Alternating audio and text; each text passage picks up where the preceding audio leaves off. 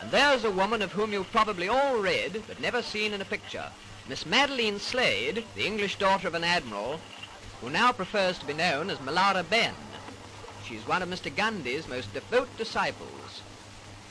She's leading the way ashore now, and just behind her comes Mr. Gandhi, dressed as he said he would be, in just his loincloth, even in the chilly climes of Europe. And he's carrying with him his pots and pans, which he declared at the customs. He was trotted around Marseille to several receptions and made one or two speeches which rather frightened the French authorities. But when asked to speak into the sound film microphone, he said, "I think not." And so we go on our way to England. Well, here we are at Folkestone, with the Biarritz coming alongside, and as Gandhi said, in proper English weather, pouring rain and bitterly cold. Miss Slade was the first ashore to tend to the luggage, that is, the goat's milk, etc. She was followed by Gandhi's son, and then came the little man, still scantily clad, but with an extremely wet blanket around his tiny frame.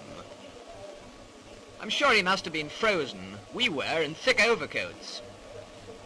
He picked his way through the puddles along the quay side, and he was wearing sandals, by the way, to the waiting motor car, for he decided that he'd rather go up to London by road. He insisted on sitting up in the front seat with the driver. He said that he could see better that way. So he tucked himself in, and so off to London, whilst his followers went by the boat train. In town, quite a lot of people had waited in the pouring rain outside the Friends Meeting House on the Euston Road to see what he really looked like. But at first they were quite disappointed, because he went in the back way. But shortly afterwards he left by the front way.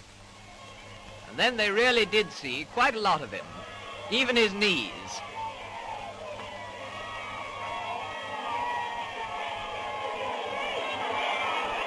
No, he won't speak into the microphone.